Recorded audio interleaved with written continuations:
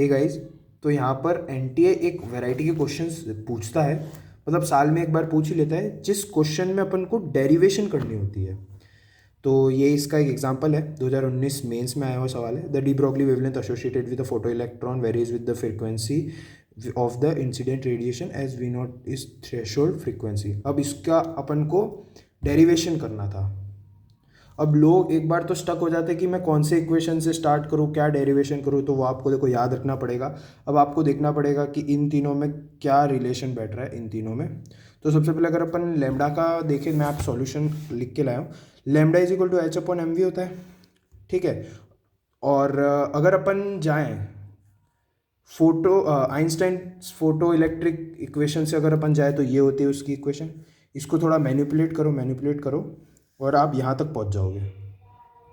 मतलब H mu is equal to H mu naught plus K ही होता है। इसको इधर भेज दो, के फिर इधर के की मैंने वैल्यू रखी और मैंने वी को अकेला छोड़ा, क्योंकि अपन को लेमडा का निकालना है और lambda is inversely proportional to V होता है। तो पहले वी का निकाल लो और जो प्रोपोर्शनलिटी आएगी उसका इन्वर्स कर दो, वो लेमडा का हो जाएगा। तो यहाँ अपन ने वी का निकाला और फिर वी का आया म्यू माइनस म्यू नॉट की power half, V minus mu naught की पावर हाफ, ठीक है। और v क्या था, लैम्डा का इन्वर्सली प्रोपोर्शनल, तो लैम्डा की वैल्यू सिंपली ये आ जाएगी। क्योंकि अपन को इन टर्म्स में पूछा था तो अपन ने इनका रेशियो निकाला।